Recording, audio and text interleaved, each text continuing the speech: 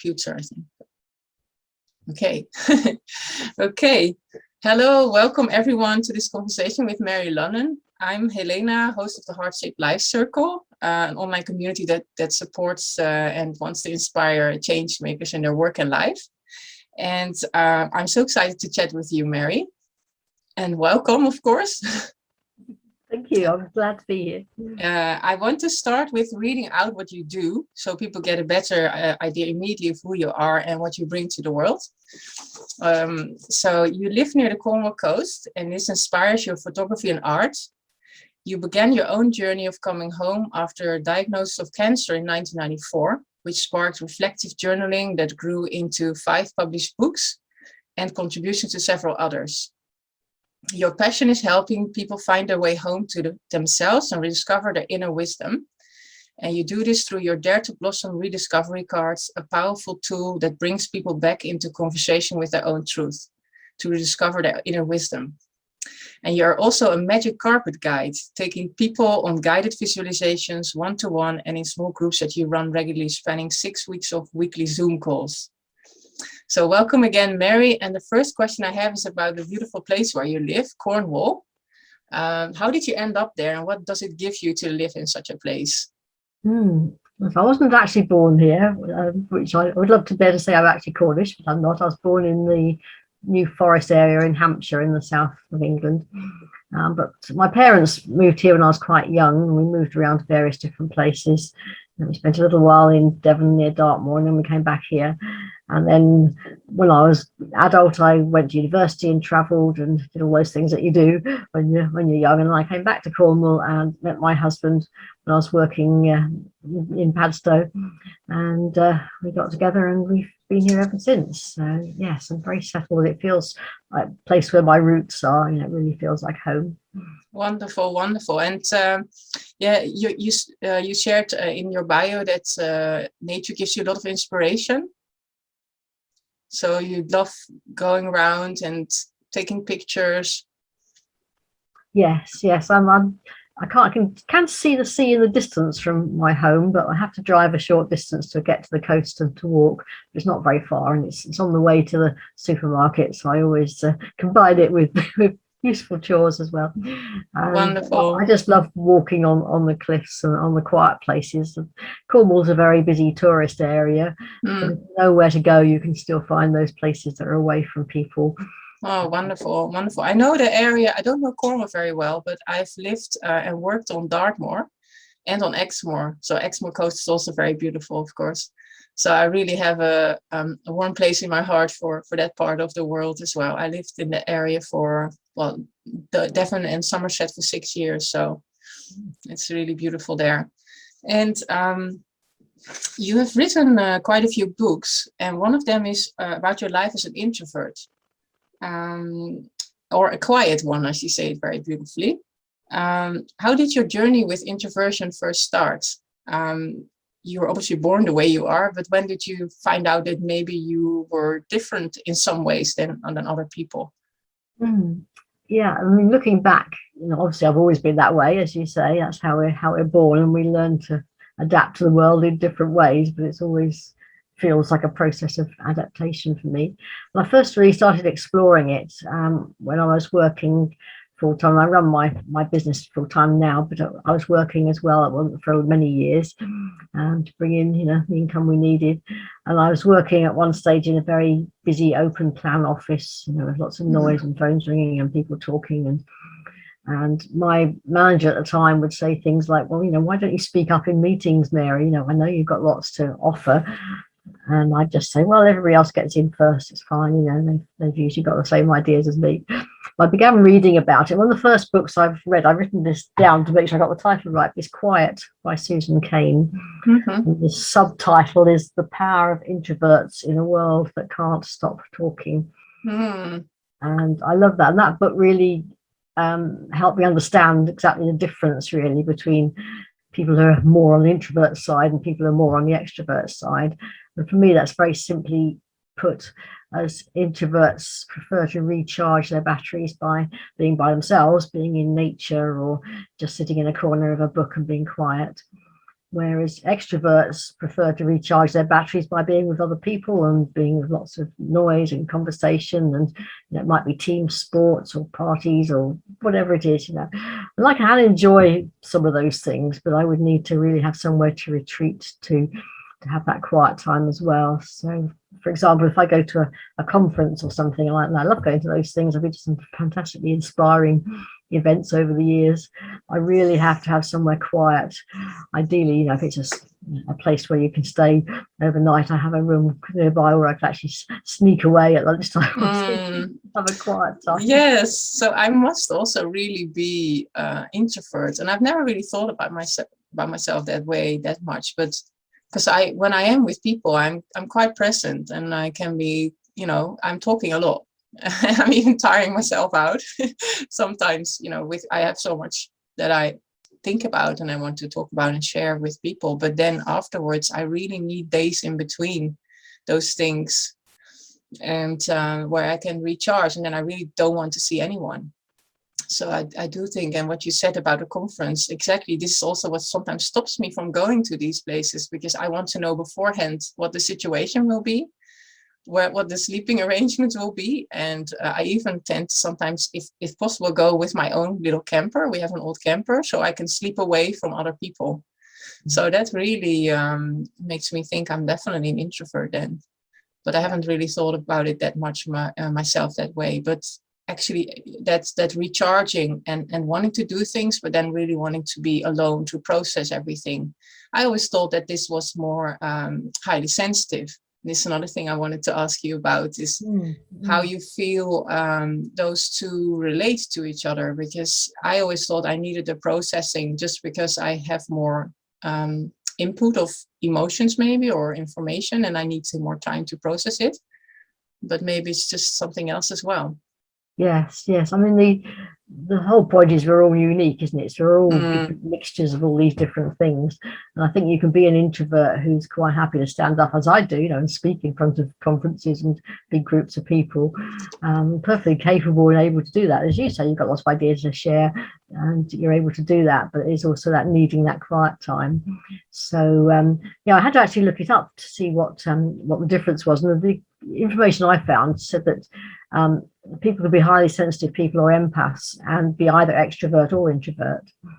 They can be either, just those are a different sort of set of qualities. Okay. And I learned that I am highly sensitive, like you. I don't like a lot of noise. I like to be quiet at different times, and I get overwhelmed. If my husband's trying to talk to me and he's got the radio on or television on, I have to ask him to turn it off, otherwise I can't hear. No, it's two things. Too much going on. And the same, if I'm talking to people in a crowded place, often I literally can't hear them. There's nothing wrong with my hearing.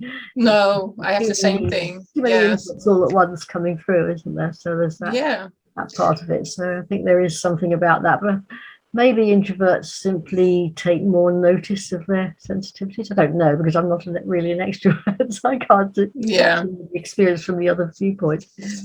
Yes. Yeah, so we went over the key difference indeed, and so it's all a sliding scale, I guess, and we all have our different talents and a unique point on those skills, and there's many different skills, but it's very interesting. I never really thought about introversion as that key difference.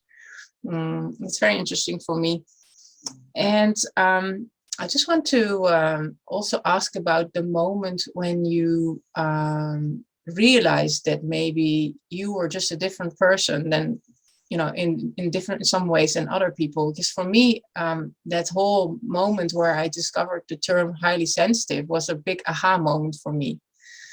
Because before that, I always felt, and I was told plenty by people that, there was something wrong with me, or I was just damaged or too sensitive, and I started to see myself that way as well. So when I found out that there was actually something that many people were experiencing, and it applied to me as well, I started to look at myself in a different way. Have you had such a moment where you realized, it's not just...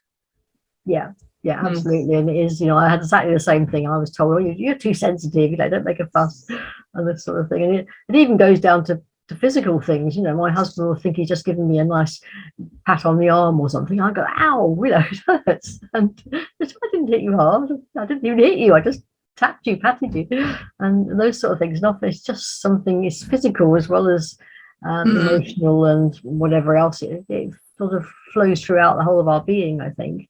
Yeah. You can physically, the same with the noise, of course, that's a physical thing too, isn't it?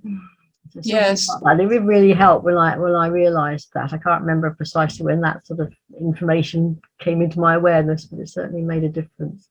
Well, for me, it was a very big thing. I had just become a mom, and it was very intense for me because my little one wasn't sleeping, so I did have no processing time left in that period, even in the night, and I was really running aground. And that is when all of a sudden a friend shared something with me about this, and I started to look into it, and I thought, oh wow, it's not that I'm just weak or failing, it's actually because I need certain things that I'm not getting at all anymore now. And it was a really big moment for me. And then a period started where I started to try to explain to other people why I would need these things. And what I'm realizing more and more nowadays, only in the last year or so, is that it's no use trying to explain it to others almost. It's more accepting yourself the way you are and what you need, instead of trying to convince others why you have these needs, because other people who don't experience the world the way you experience it, and to wait for their approval to be the way you are is a hard battle. I found. Yes, I think there's something, it's just sort of thoughts come to me as you were speaking, but there's something about and maybe related, whether it's hard I know it's been hard for me in the past to set clear boundaries with people, just to state exactly what I need, and that's usually fine. If you say, no, sorry, I can't do that, or sorry, that's too much for me today, or whatever it is, unless you say that, they don't know unless you communicate that clearly in some way.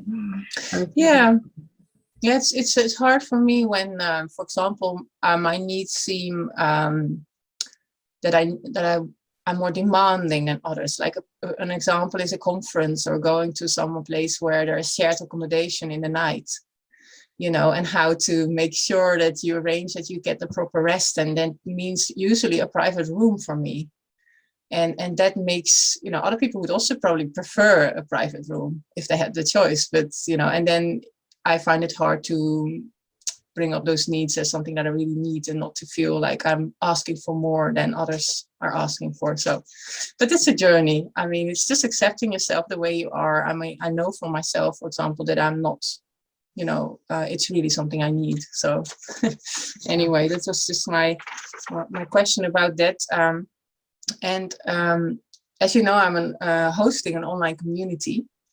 And with my community host role in mind, I'm really wondering how I can help introverted people to feel at home, like they belong in a community. When, in a circle, sometimes it's harder for introverts to be heard and to get a chance to speak. And I'm myself guilty of talking a lot. So I would really like to be mindful of that. But in an online space, it's maybe different. What are your thoughts about this? Yes, I have been thinking about that, and it's a challenge, isn't it? Because if things aren't busy enough, then people don't feel involved and encouraged to come back and revisit and interact with others. If things are too much, it can seem overwhelming. So for example, I make sure I have the daily update from your circle. And I just look at that and follow up the things that I feel I want to. But sometimes, I think at the moment I've got like over 100 things. If I go onto the website and look at it, I think, oh gosh, I can't possibly look at all these. I'll just have to leave the ones I haven't looked at because it's overwhelming. And obviously it's encouraging me to come back and visit more regularly and participate more regularly. But there's that, there's so many demands. I don't feel, well, it's an enticing demand that I want to be involved with, but there are so many other things online that can call our attention, aren't there? So there's, I host my own Facebook groups. I do lots of work with people in different environments, one-to-one and different things. So it's a question of just managing that flow of information, really. So that's how I have to deal with it. That hasn't really answered your question. But within the group, I think a lot of the things you're already doing make it feel very welcoming. So welcoming people when they join, having various topics, so you can just go and look at a topic rather than having to see everything all in one big flow of information, which is, I mean, you can do that on Facebook, but not so easily. So that's a really good point of having that sort of community off the big Facebook platform. I think, yeah, it's an interesting one. I don't think it's an easy answer, I'm afraid. No. I think there isn't an easy answer. Just thinking about it already helps anyway. And I think what you said about this information flow and focus is so important nowadays, isn't it? Because I personally believe that, what we focus on either feeds us and nourishes us or drains us. And but it's a real challenge to manage your focus on the things that help you and the things, noticing the things that drain you. And I think maybe this is the biggest challenge nowadays, to really be aware of that is important, and then actually even also acting on it, because we all know how these different information flows can be addictive as well, and very difficult to get out of. They use all these psychological mechanisms, don't they? So yes, we have to be strong in our focus and how we want to either nourish ourselves or protect ourselves against some things that are not too helpful. Yes, and I'm also thinking about, for a healthy community, I think you need people to feel comfortable to share about their own lives. So people can, really meet the person, not only through video. I don't think that's always necessary, but also just through sharing of your life. So, yeah, and I really hope that I'm creating a space where everybody feels welcome to share something of themselves, even if at the start that might be still a little bit scary. I'm myself still on this journey, because I'm someone who finds it hard to show myself or be visible. So it's part of my own journey as well. They say you create what you need yourself, right? So of course you do, exactly. Yes, you've got to enjoy it and feel welcomed in yourself. And I think in a way online groups are easier to interact with, because you can do it when you feel right, comfortable, and you can share as little or as much you don't. Whereas if you're in a room together and people are going around saying, "Well, would you like to say anything?" Sometimes that's really uncomfortable, isn't it? Oh yeah. Oh no, it's really my turn next. What am I going to say? Yes.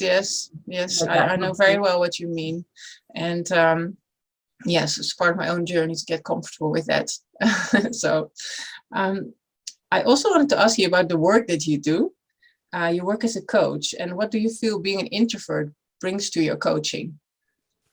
Oh, I think it's picking up on people's both their spoken and unspoken communication. I mean, when I first began coaching, it was all on the telephone. Oh yeah, that's quite some time ago. I mean, I set up the business in 2003, and I've been training for a couple of years before that, 2 or 3 years. So it's before. It's hard to remember back now, but before we had yes, wow, communication, so easy, and didn't even have broadband in those days. So I'm very used to hearing that. In a way, it took a long time to get used to being on video after that, because I'm so used to just being able to listen and not needing to interact in video and see the person as well, and have to use those other parts of my awareness. It's really important just to be able to pick up on what people are saying, what they aren't saying, and how they say it, and all those things. Now I've got so used to video, I feel much more comfortable doing it with sound and picture, because it is a bit more like being in the room together. It has the nuances of that.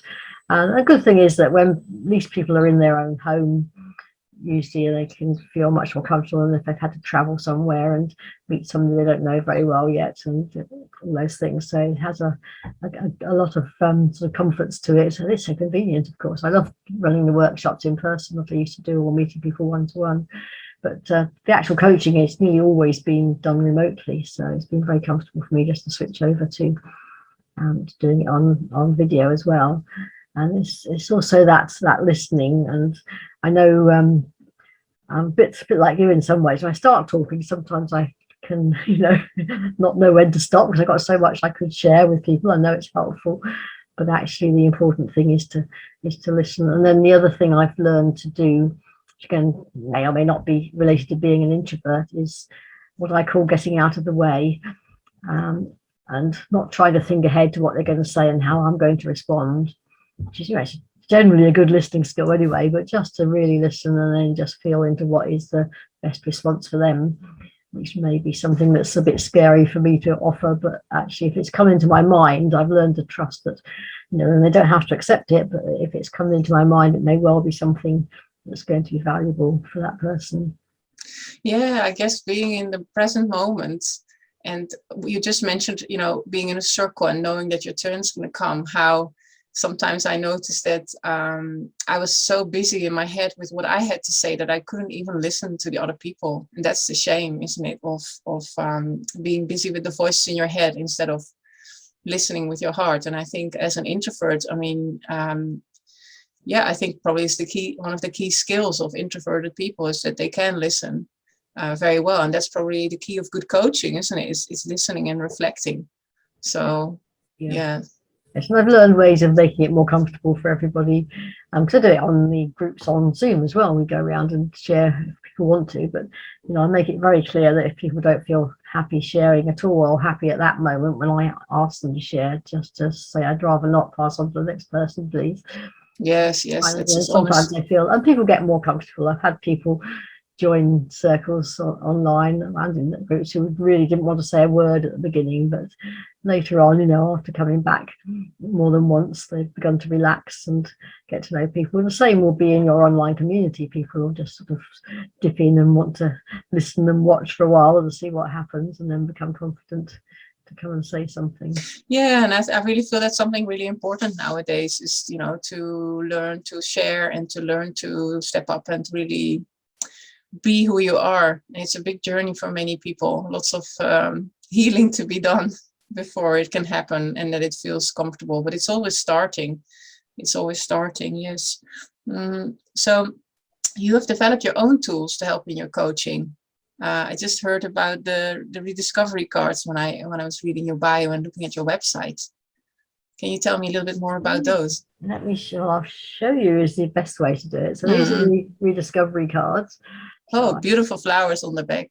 They're flowers that, passion flowers that my husband grew from seed and nurtured, and they grow in our conservatory and they flower. Oh, beautiful. Conservatory. And I took the picture, so they're all our own work. Wonderful, wonderful. And they're simply just a word and a colour. And they're like anything, they just help you have a message from your inner wisdom or your intuition or whatever you want to call it. So I'll just shuffle them around a bit and draw one for you, and then you can see. Wonderful. Rediscovery. It's about rediscovering your inner guidance, your inner wisdom. Wonderful. No right or wrong. It's simply the first response at this moment is what's right for you now. So here's the one that's come out for you. Oh, wow. That's definitely my keyword right now. Wonderful. Yeah, because that's the biggest journey for me of doing all my work with Heart-Shaped Life is this authenticity and daring to just be me. Thank you, Mary. Perfect. So that's, it's that reaction. I think because, and that's quite a long word, but a lot of the words are much shorter, but people often feel it in their body before they've even had much chance to absorb the word in their brain.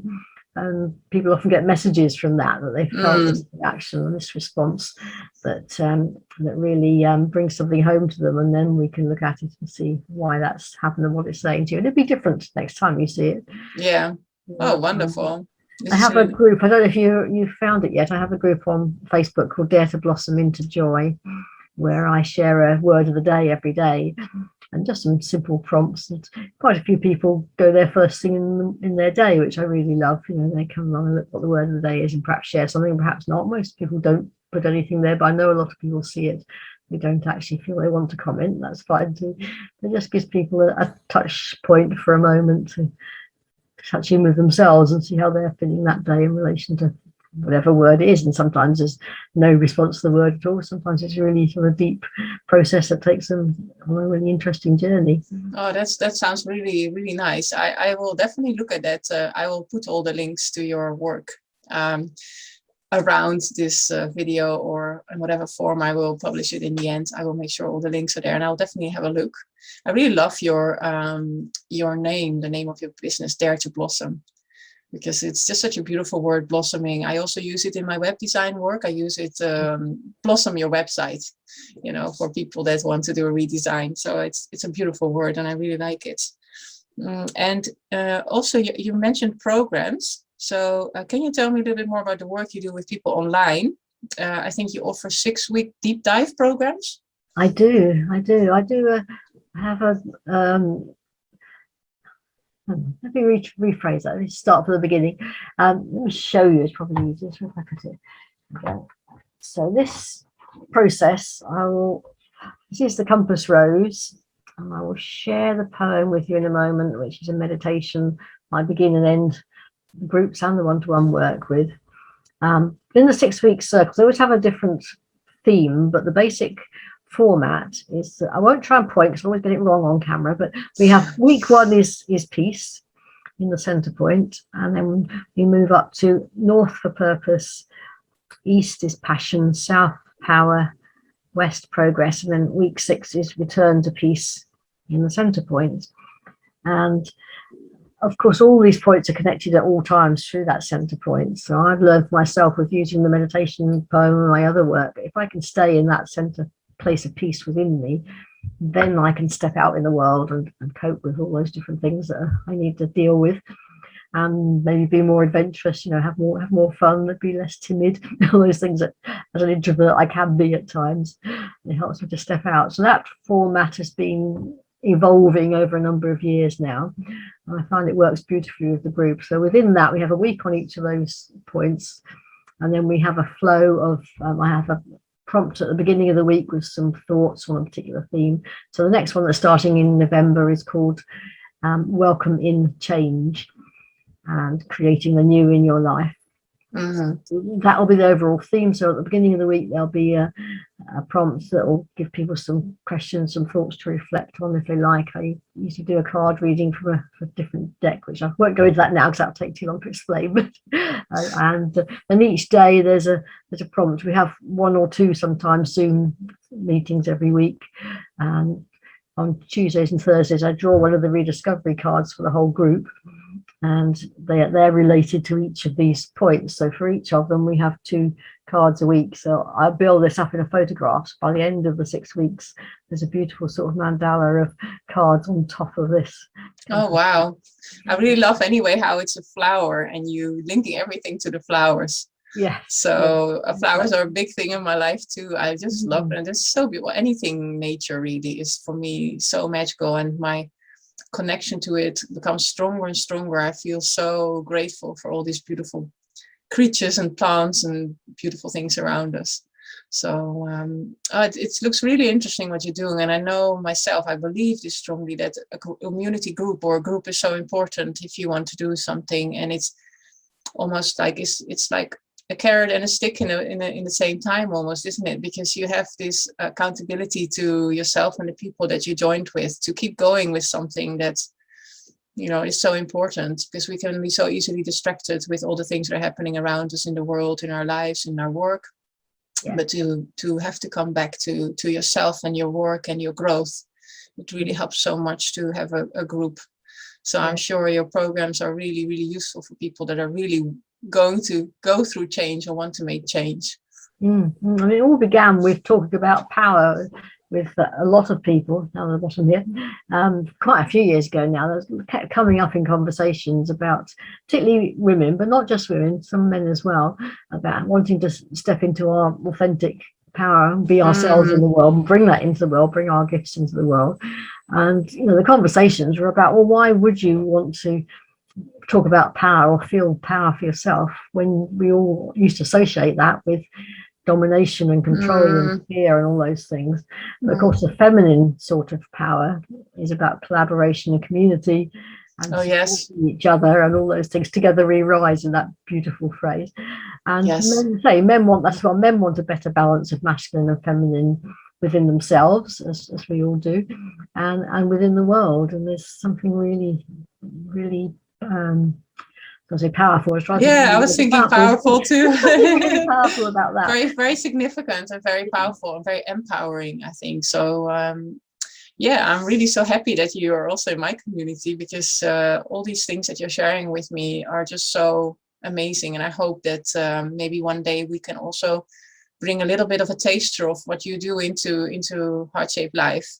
I mean, you're already sharing some of your work. You also mentioned your a dragon newsletter, or it was something with a dragon, wasn't it? Oh yes, I've been writing a story. Actually, just came up for a bit of fun, really, called Doris the Not Very Brave Dragon, and that came out of my art. But let me just show you the beginning point. So this is the beginning of the story. This is Doris. Ah, nice. So this is encaustic art. I've shared some in the group already, and it's wax, wax painting that's done sort of in a liquid form. And it starts out, this the ink part came out rather faintly, so I thought I'd begin with that. She's not very powerful when she's a baby dragon, but her journey's taking her on the way of finding out who she really is, and she's just found out she can change her name if she wants to and choose something else and be something different. Okay, that's interesting. Oh, wonderful. I've got a very small group on Facebook as well, where I have been sharing it more widely too. I thought I'd set up a group where people would see it first, and I share it in my newsletter as well. So that's just, I don't write it in a particular timings. It just another episode comes as it comes. So just recently, she's been having a very long dragon sleep. Of course, dragons sleep for centuries sometimes, don't they? Okay, like in real life. I've got a good excuse for letting her sleep for a long time. Yeah, but it's good to do things when they come naturally, right? I mean, this is a fun bit of writing, really. It's toned almost like a children's story, but because like many children's stories, it's a powerful, very applicable to adults as well. And I really love, and I think that is something of the new, that we really follow our inner rhythms and whatever's happening, instead of trying to force things out in a schedule, and it sounds like you're really doing that with your story. And I would love to read more about the dragon, actually, because you mentioned it and I remember that I wanted to look at it, but I'll make sure I look at it. Well, I'll see if I can share that somewhere for you to find too. Yeah. Yes. Yeah, there's something about that sharing in a group, as you said. That's why the programs are so powerful. And the way I set it up, it isn't a course. There isn't anything you have to do. There's no assignments or deadlines or homework or anything like that. There's suggestions, and obviously the more people put into it, the more they'll get out for themselves. But what I call the magic just happens anyway. It's something about being there, and it's being present. And sometimes people aren't able to be because of their lives are so busy with other things. So I have people sometimes who sign up and can't come to the Zoom calls, but they obviously find something there for them because they come back and do it again, even without being able to come along. Yeah, it's also just saying yes to something that resonates, right? And it can move other things in your life too. It's just saying yes almost to the universe, so to say. And then things can start to move. So it's beautiful. So there was a meditation that you wanted to share with us.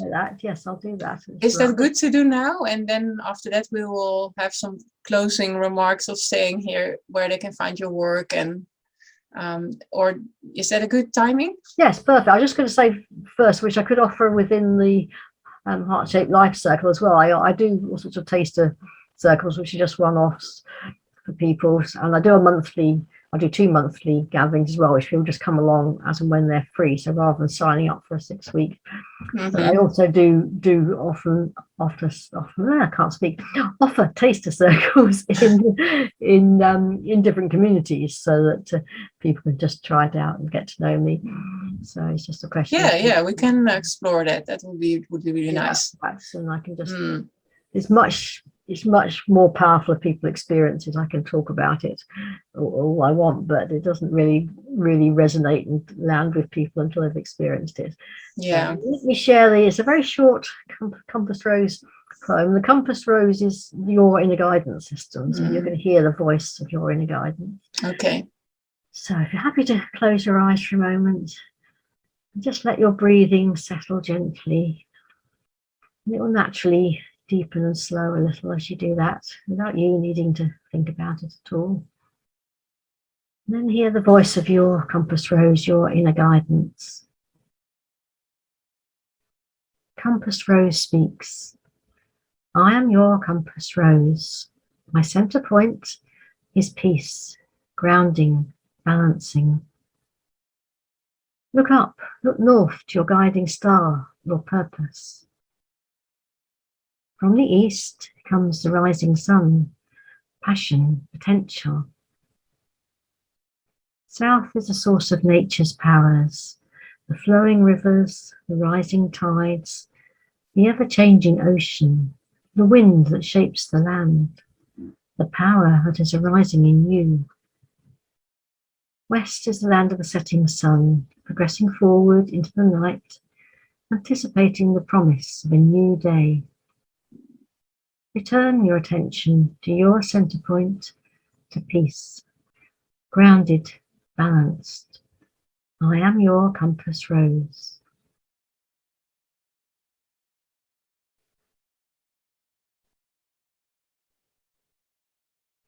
Very beautiful, Mary. I love the nature that you have in it, the nature references. It's beautiful. Well, I really enjoyed that, Mary, and thank you so much for chatting with me about all the things you're doing. And I wanted to share for anyone watching this that if you would like to look more deeply into Mary's work and her Welcoming Change program, then people can go to daretoblossom.co.uk, right, under the workshops and events item in the menu. And I will also put any links to your work, your own various social media channels with this video. And then I want to really thank you, Mary, for joining us and for this wonderful conversation. Well, thank you. It's been a joy talking with you. I really love doing these sort of conversations. Thank you so much, Mary. Thank you.